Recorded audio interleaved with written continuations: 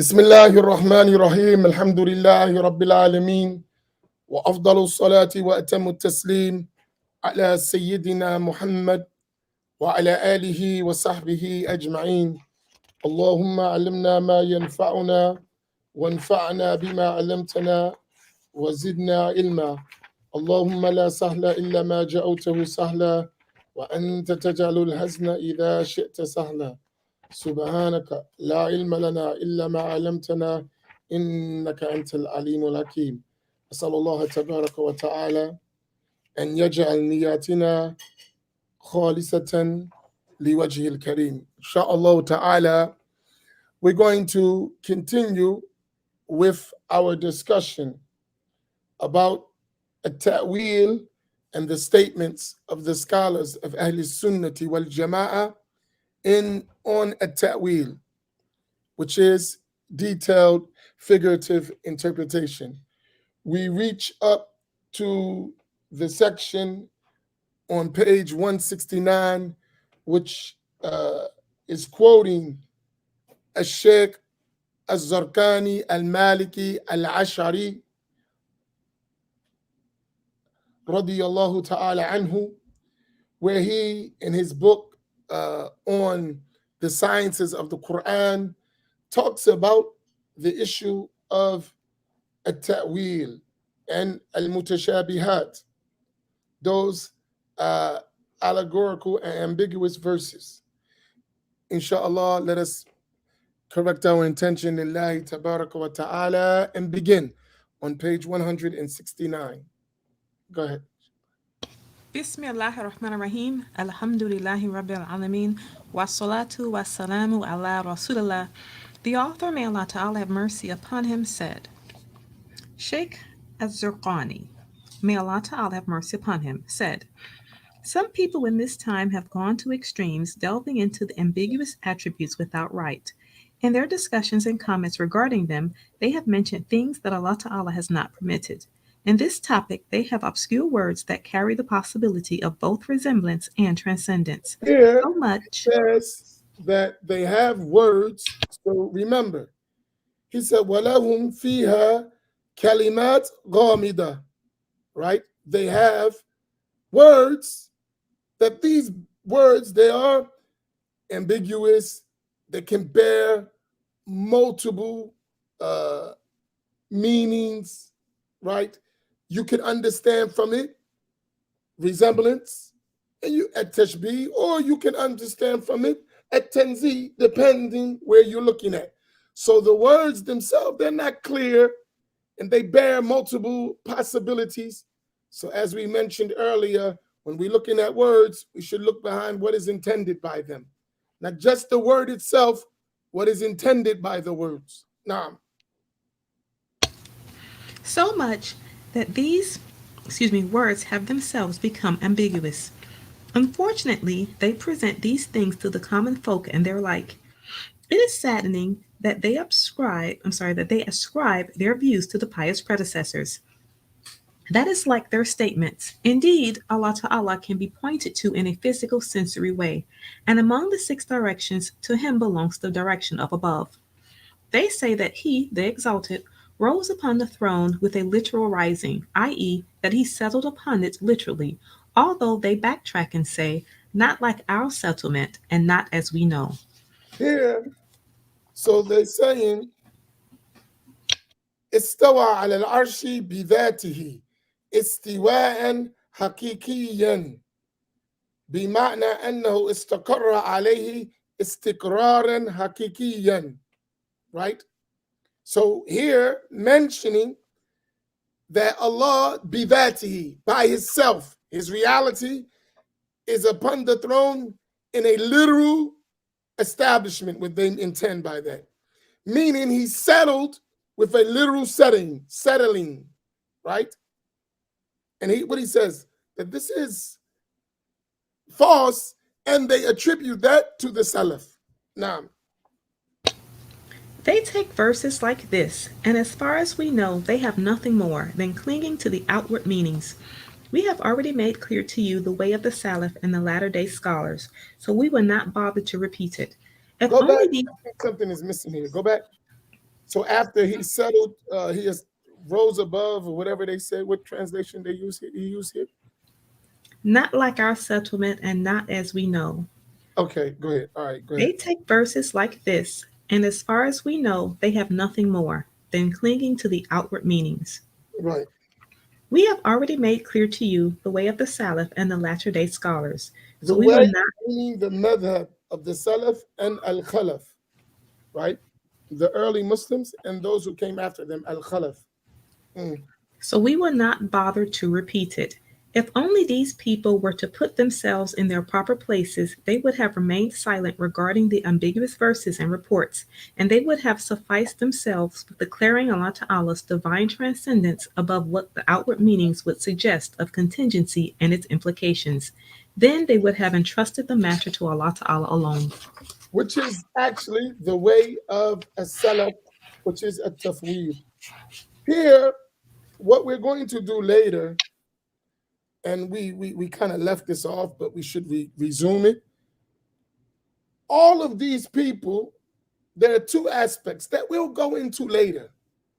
All of these great scholars, we can, in terms of research, learn about their biographies to know their level and rank in Islamic knowledge and their position in their time.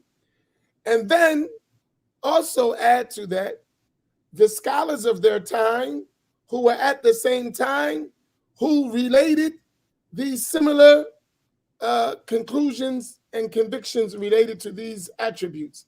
And then, not only that, move to the level of bringing unbroken chains to those scholars from our time to them, and then from them back to the Salaf to see the consistency of these creeds. That is something that we, in the future, will do. So it's not only just saying something, but actually proving it with the books, with the statements, and the chains of narrations. So you can see the connection, and from level to level to level, you see these are what the scholars of the time says. No need paying attention to the common people, because the common people follow the scholars of their time. So once you know what the scholars said, and you know their connection, and you see it's consistent, you will know the belief of Ahl Al-Sunnati wal Jama'ah. I think we're on page 170. Go ahead. The erudite Mahmud ibn Khattab as-Subki, may Allah Ta'ala have mercy upon him, said, He as wrote far this as in his book, Ad-Din al-Khalis, which is like, I think, 9 or 11 volumes. He was a great Egyptian scholar, and he wrote an entire book, which I'm going to share with you later, not this Ad-Din al-Khalis. He wrote another book on al-Ayat al-Mutashabihat, and right? And that book, he laid out all of these points in detail, right? And inshallah, that book was recently published in Egypt in a new edition of a series of refutations against the extremists and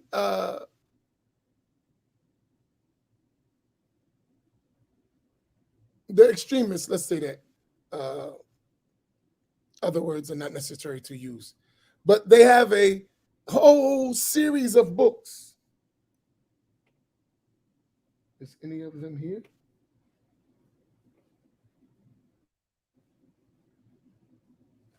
Let me see something.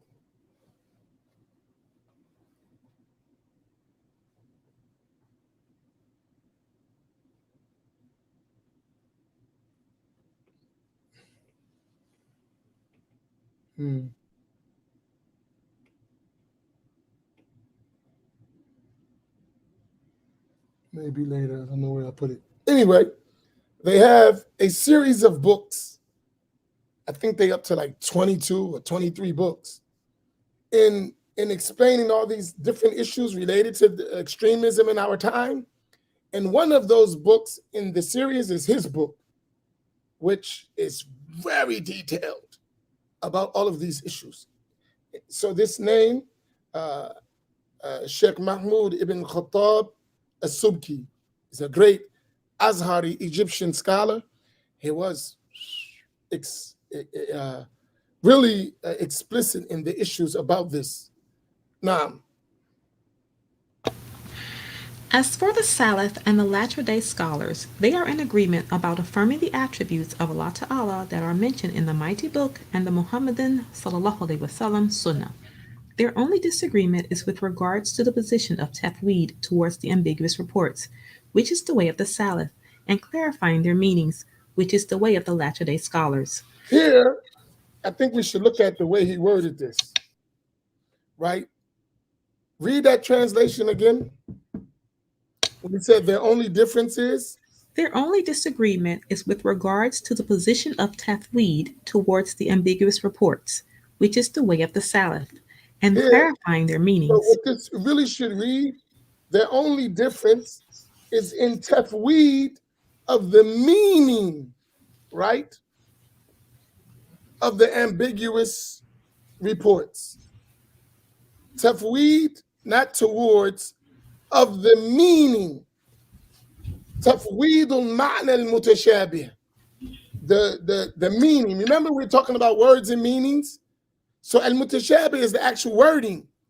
What are they making tafweed? Not of the words, of ma'na mutashabih, the meaning of those verses. Very important. Right? There's a big difference in the wording. If you just say the position of tafweed towards the biggest reports, now the tafweed is not of the words, it is of the meanings that Allah knows best what is meant by them. Not just the word, not just the actual expression. No, the meaning of the expression is what the tafweed of Ahl Al-Sunna is, of the Salaf. Right? And then the next go on, Which is the way of the Salaf, and clarifying their meanings, which is the way of the Latter-day so Scholars. now it's even more clear, right? The Salaf, they did tafweed of the meaning, while the Khalaf, they did an explanation of the meaning. You see it now, it reads a little bit more clear, inshallah. So the difference between the Salaf and the Khalaf is, one is tafweed, leaving the meaning to Allah, and al-Khalaf, explaining the meaning. Both are positions of Ahl Sunnati wal Jama'ah. Go ahead. Imam Ibn We'll al-Hushayri. go back when we look at this, why you say that's important, because I emphasize it because it's very important that you understand it. When we study at-Tahawi, right, al-Aqidah at-Tahawiyah, we read that Imam at-Tahawi said, وَمَنْ وَصَفَ اللَّهَ بِمَعْنٍ مِنْ مَعَانِ الْبَشَرِ فَقَدْ كَفَرَ. Whoever describes Allah with a meaning from the meanings of human beings has blasphemed. Imam at-Tahawi is mentioning meaning. Sheikh al-Subki mentioned the Salaf were concerned with meanings. And the Khalaf explained meanings, right? So then when they talked about the mutashabih verses or those are hadith, they gave the meanings and they said the meanings, right, which are permissible for Allah, and the meanings which are permissible to attribute to Allah, and those meanings which are not permissible. Or if you had a question, go ahead, put it up. I'll catch it, inshallah. If you had a question, just put it up and I'll catch it. Go ahead, continue. Imam Ibn al-Hushayri. Ibn al-Kushayri, no. Ibn al-Jawzi. Skipped out. No, sir, that is next. Ibn Jawzi is next. No, sir, Hushayri is next. Oh, Ibn Jawzi is just taken out. I do not see him. Okay. All right. Don't worry about it. We'll speak it. Come back at it later. Imam Ibn al-Kushayri, may Allah Ta'ala have mercy upon him, said, They, the literalists, say, we hold fast to the outward meanings and adhere to a literal understanding of the verses that seemingly allude to resemblance and the reports that imply limits and parts. It is impermissible for us to give figurative interpretation to any of that. They try to support their view with the words of the Exalted, and none know its interpretation but Allah Ta'ala. And they inspire their allies with these innovations and allow in their hearts for the deity, glorified is He, to be described with parts, limbs, compositeness, descent, leaning, sitting, rising with his essence, and going from place to place. Whoever gives ear to these outward meanings will immediately imagine sensory things, and thus he will believe in egregious things, being swept away by a torrential flood whilst he is unaware. Mm-hmm. Sheikh Zurqani, may Allah Zorka. Ta'ala Same one, have Zorka. mercy upon him. Same one. Zurqani, may Allah Ta'ala have mercy upon him, said, according to us, the reliance in matters of doctrine is found in the clear cut, unequivocal proofs that amply demonstrate that He, the Exalted, is not a corporeal body, that He is not limited, that He is not divided into parts, that He is not composite, and that He is not in need of anyone or any place or time or anything of the like. The Quran mentions this in its clear cut verses. He said, there is nothing like unto him. Say, He is Allah Ta'ala, the One, Allah Ta'ala, the eternal refuge. He neither begets nor is He begotten. And there is not any equivalent to Him.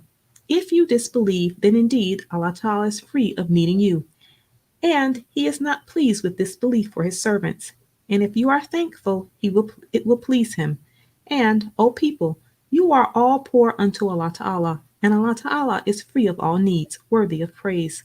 Go back at the beginning of that. He said, فالأمدة عندنا في أمور العقائد هي الأدلة القطعية التي توافرت على أنه تعالى ليس جسما ولا متحيزا. Right? Go back to that part. The beginning. He said, there is nothing like unto him. Say, He No, is no, Allah. no, no, no, no, no, no. Not that one. According to us. According to us, the reliance in matters of doctrine is found in the clear cut, unequivocal proofs that amply demonstrate that He, the Exalted, is not a corporeal body, that He is not limited, that He is not divided into parts, that He is not composite, and that He is not in need of anyone or any place or time or anything of the like. Notice here, Az-Zarqani mentions that Allah is not in need of any place or time, which tells you Allah exists without a place. You should highlight that. As we mentioned that Allah exists in a place, Imam Az-Zarqani mentions that. Now, The Quran mentions this in its clear cut verses. He said, there is nothing like unto him. Say, He is Allah Ta'ala, the One, Allah Ta'ala, the eternal refuge. He neither begets nor is He begotten. And there is not any equivalent to Him. If you disbelieve, then indeed Allah Ta'ala is free of needing you. And if He is not pleased with this belief for His servants, and He is not pleased with this belief for His servants, and if you are thankful, it will please Him. And, O people, you are all poor unto Allah Ta'ala, and Allah Ta'ala is free of all needs, worthy of praise. And there are many other examples of this in the book and the Sunnah. So everything that appears in its outward meaning to oppose these clear-cut and unequivocal texts is from the ambiguous texts that are impermissible to follow, as has become clear to you from what has preceded. mhm. Moreover, they, the literalists, contradict themselves. They affirm these ambiguous texts literally. Now there is no doubt that their literal meanings imply contingency and the incidental qualities of contingency. Arad al-huduth, such as corporeality, division into parts, movement, and displacement. However, Corporality al-Jismiya, which we talked about, giving Allah bodily attributes. Mhm. However, after they affirmed those ambiguous texts literally, they negated these implications, despite the fact that affirmation of what implies something while negating what is implied is a contradiction that no intelligent person would be pleased with for himself, much less a student or scholar. In other words, you're saying that something is literal, right? Then you come around and what literalism implies, you negate, but then try to go back and say it's literal. because there's something literal that is implications that comes from that. This is literal, and the literal means these things. The meaning of literal is these things. And then if you try to negate those things, then how do you establish this literal?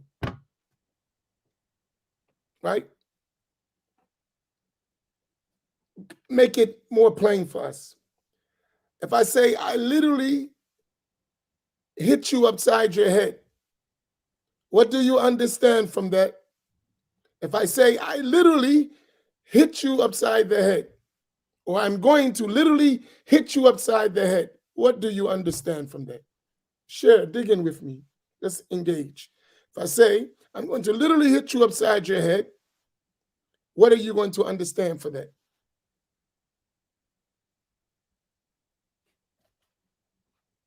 This is your time to engage. Homie, don't play that. Pop upside the head. All right? Homie, don't play that. That you're going to hit the person. That you're going to jail. Right? But then, if I follow that and say, but I'm never going to touch you, is that a contradiction? I'm going to literally hit you upside the head, and I mean that literally, but I'm never going to touch you.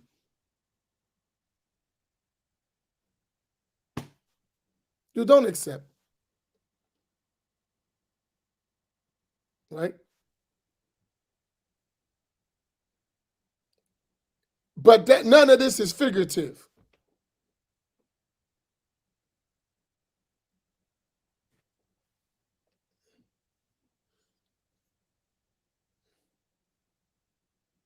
No, you could use a brook. Then that's figurative, right? So the brick hit you upside the head, not you. So that's figurative. So if you throw a brick, it's the brick who hit you upside the head, not me. But you were the cause of it.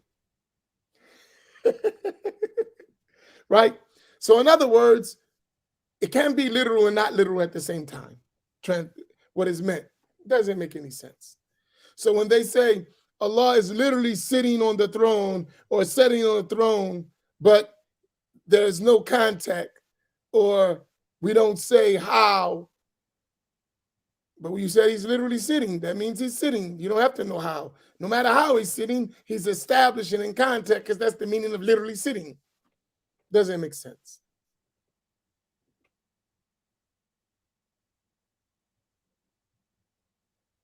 Now, go ahead.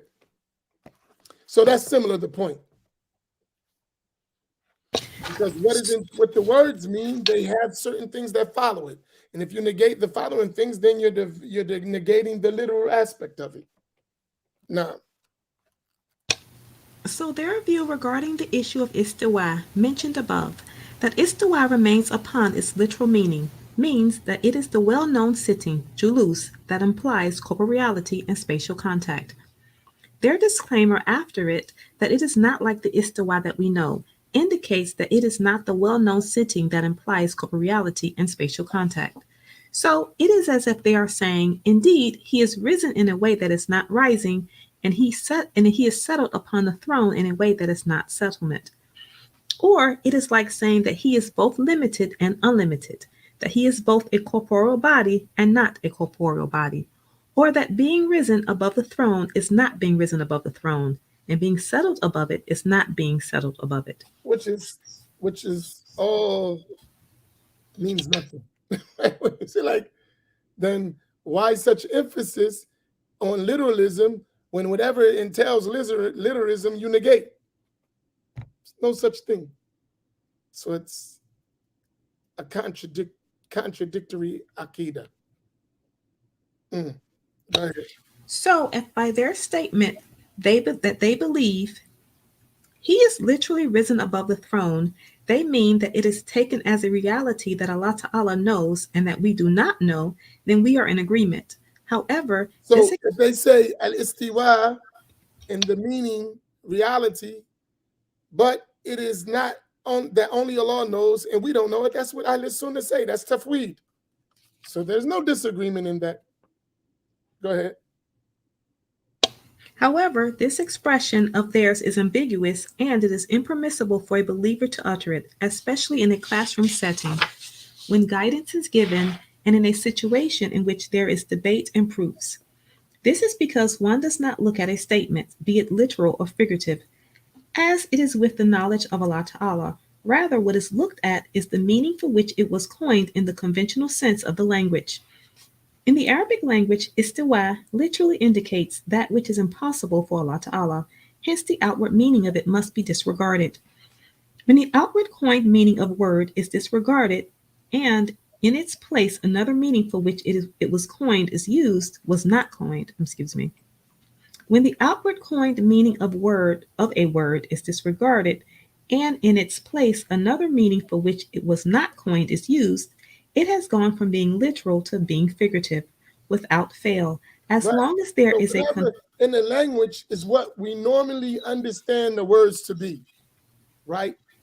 Now, when you use that word outside of what it's originally formed, it's no longer literal, it becomes figurative, right? So it's no longer literal. Now it's figurative because it's not used in the place it was used in the language originally. Now, go ahead. as long as there is a contextual element that prevents the original meaning from being intended. Right. Furthermore, And we there talked about when we talked about Karina before, when there are some things that let you know this is not literal. Mm. Furthermore, there, the literalist words deceive the common folk and cause tribulation for them. So, how can they be faced with it and ordered with it? That will lead the Ummah to misguidance and will rupture their unity, which is forbidden in the Quran. And this is something that caused Umar to do what he did to Sabih. And it is what caused Malik, may Allah Ta'ala have mercy upon him, to say what he said and do what he did with the man who asked him about istiwa. In other words, you're an innovator, get out the masjid. Mm.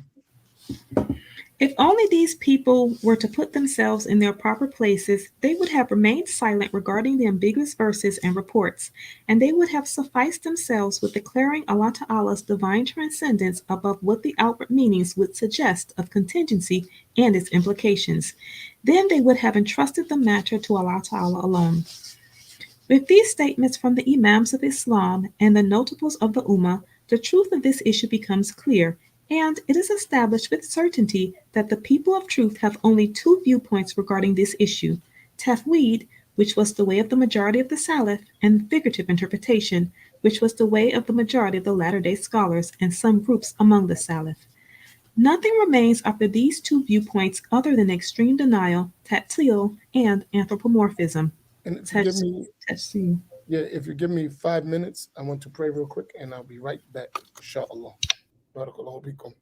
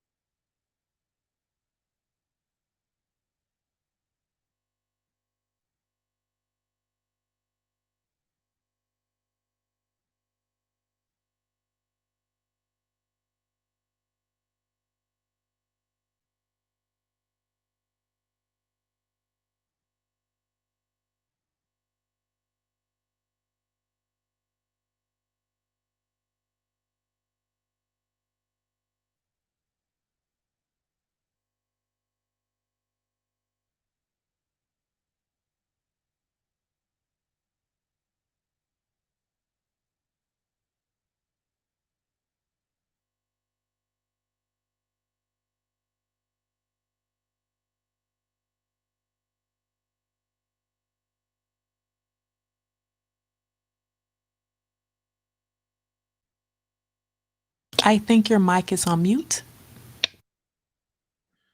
Um,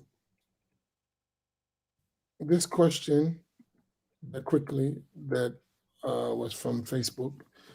Salafis often use the riwayah from Imam Ahmed, may Allah have mercy on him, in Kitab As-Sunnah regarding Allah Ta'ala's speech being with Saut.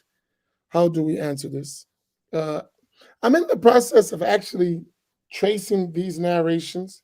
So if you know exactly that book that you talked about, that they say, Kitab As-Sunnah, which book, who published it, the version, so that I can check it. Uh, I'm actually doing some other research in this very issue, but it's I'm not finished. But if you know exactly the book that you're talking about, where this is mentioned, who published it, uh, and the quote, so I can find it, or just the book and who published it, uh, the Arabic book, not an English book, the original Arabic book, so I can check to see the statements and check it uh, for that question. So you would help me with that, but I'm doing a research in that right now. So I have to continue my research before I can actually give an answer, inshallah. Besides the answer of Ahl Al-Sunna al-Asha'ira al-Maturidi, Muridiya, they say that to ascribe a salt to Allah subhanahu wa ta'ala is ascribing to him an attribute of created things and not permissible. As for these narrations you're mentioning, I need to first get them and then examine their attribution to Imam Ahmed and look into it. I like to actually see the actual books and not second quotes. Like, so if we're talking about something and we're ascribing something to someone, I would like to see the actual text, not someone else quoting someone else.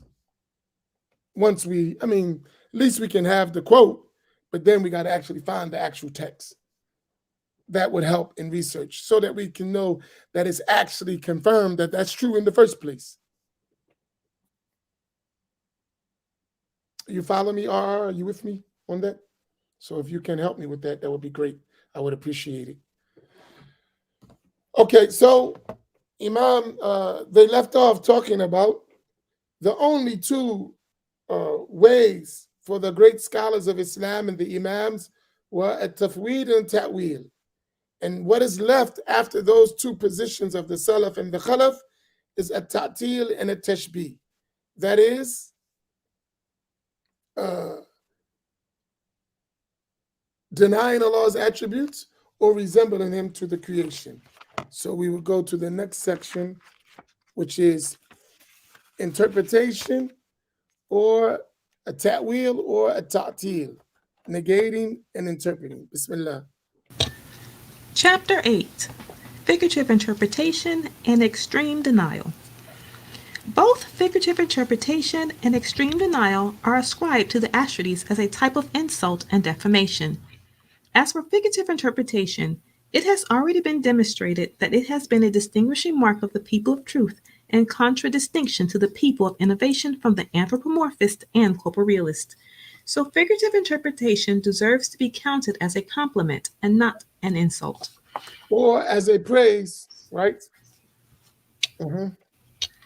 As for extreme denial, ta'til, they are innocent of it. How can the Ash'aris be accused of extreme denial when they affirm the attributes and declare Allah Ta'ala transcendent above all faults and traits of imperfection found in the creation? They are ascribed to the Imam of Ahl Al-Sunna and the thorn of the people of truth in the throats of the innovators. The only reason some people accuse the Ash'aris of extreme denial is because they did not comprehend the very real distinction between figurative interpretation and extreme denial, or they did not comprehend the distinction between negating an attribute and negating the sensory and outward and literal meaning that does not befit Allah Ta'ala the Exalted. Nevertheless, in this section we shall endeavor to explain this distinction.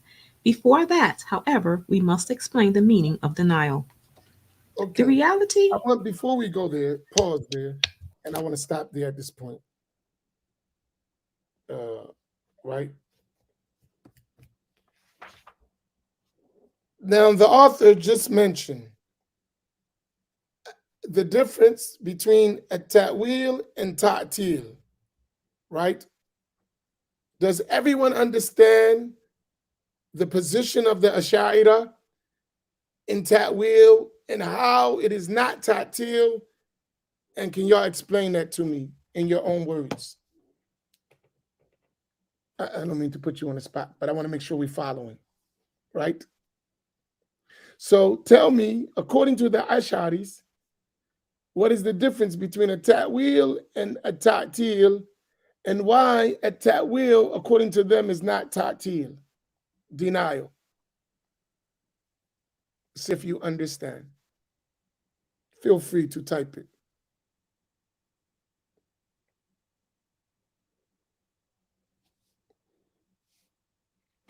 I'll give you a minute. Allah.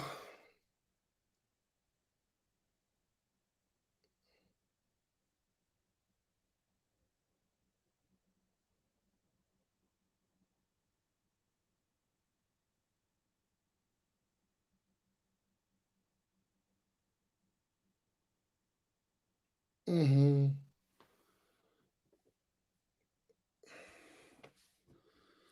Any of the sisters reading circles want to take a stab at that? No, I'm messing with y'all.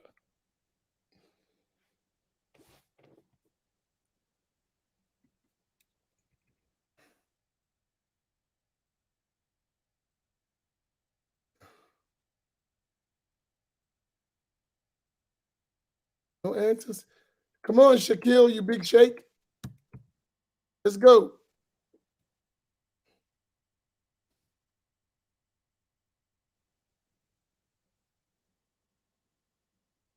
Okay, you know that. All right, Isla, you are right. That's uh, the meanings. Now, according to the Asharis, why do they say ta'til, ta'wil is not ta'til? Okay, Miriam Rose.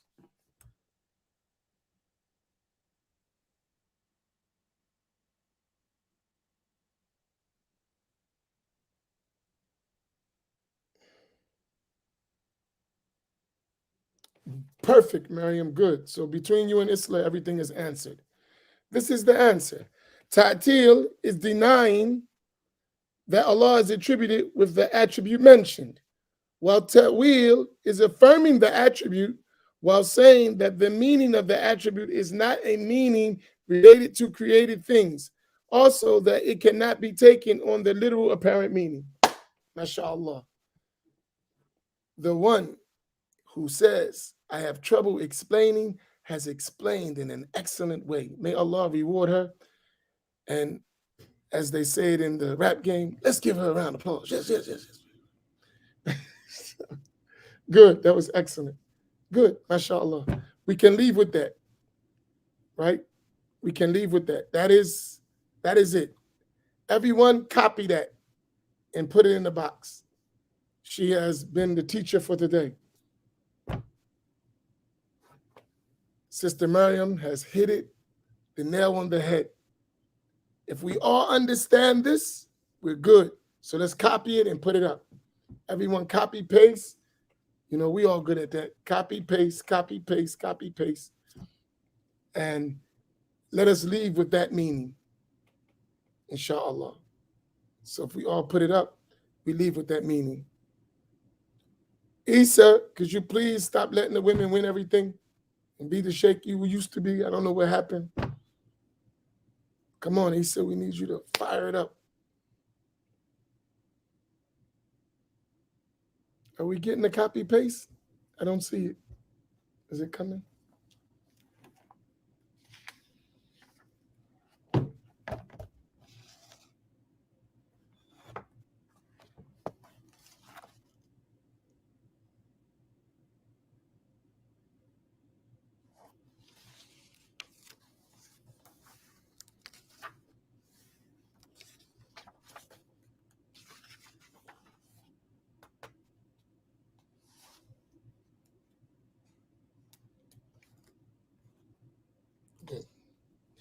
And I want y'all to do me a favor, right? Listen, get in the habit of starting to explain yourself. Learn the meanings and learn to express them in your own way, right? He said the minister says you're getting too much press, right? So this is Sister Miriam expressing these things in her own wording, which shows that she understands, right? Our teachers used to say, if you can express a thing in multiple ways, that means you understand. If you only can express in one way, then that means you really don't understand. So you should be able to take the principle and then express the principle to make it understood to whoever audience you're talking to.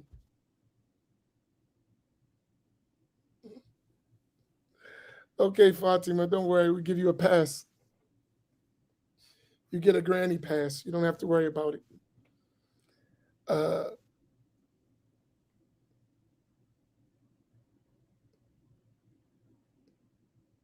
So this is excellent, right? And let us start working on everything we're doing to do it like that. Because what's going to come is you have to be able to express all these meanings yourself. It's not sufficient to say, I heard Imam Amin say, or I heard so-and-so say. No, you got to be able to express and to understand. That may be your start, but eventually you got to move to the point of understanding and expressing yourself. And then you got to become the voice of Ahl Al-Sunnah wal Jama'ah in your environment, right? You have to learn to express that you don't need to go get your big brother. You can do it. You can do it. And that's the ideal, that all of us at our level, within our capacity, can express the creed of Ahl Al-Sunnah wal Jama'ah. That's what is sought, inshallah. May Allah make us successful. If there are any other questions, quickly.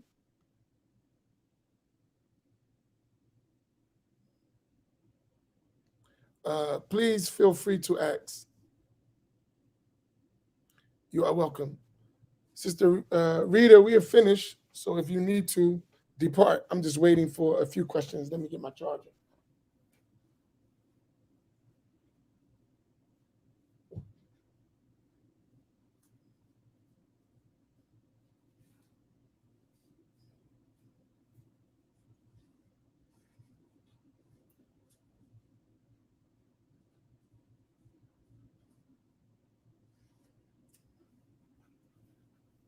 No questions?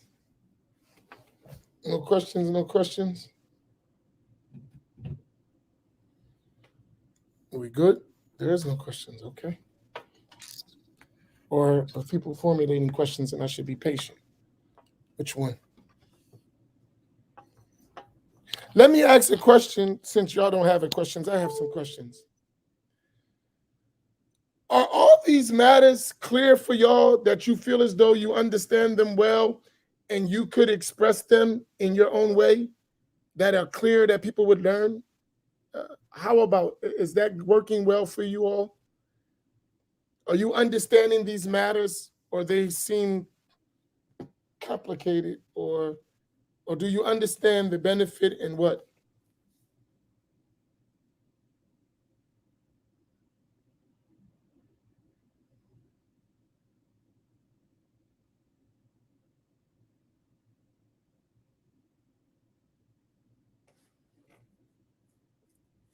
Crystal clear? Tayyib.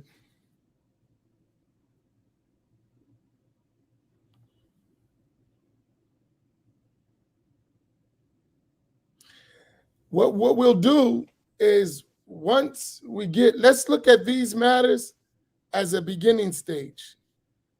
Then when we get to this beginning stage and the principles are clear, then we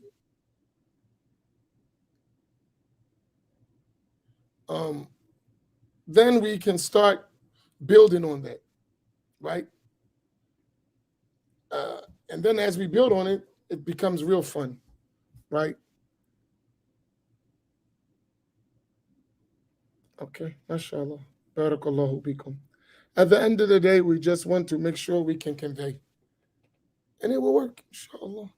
So let us, I want all of us, you know, thank Imam Fahim, uh, the Imam of the Boombat, for his topic last night.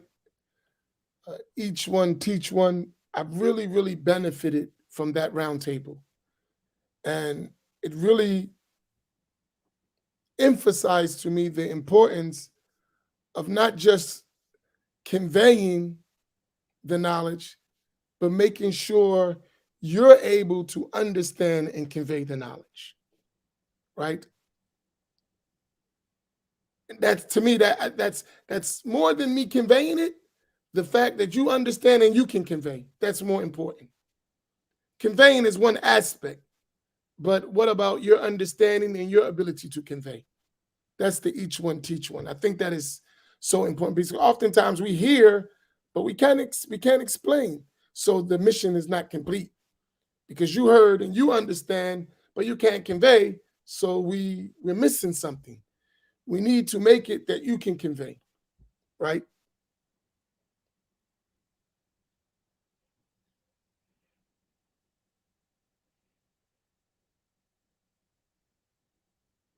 Tell you. Uthman, I love you, Habibi. I didn't forget you, and I got your calls, but I just been ripping and running and forgot to call you back.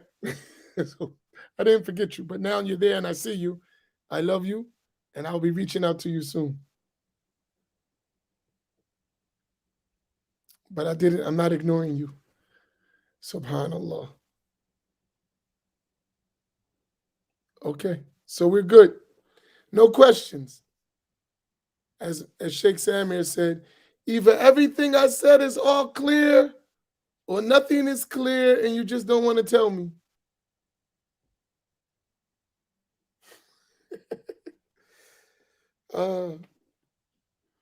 MashaAllah. Tayyib. Okay, inshallah, we'll see you all. Tomorrow's Thursday. Tomorrow morning.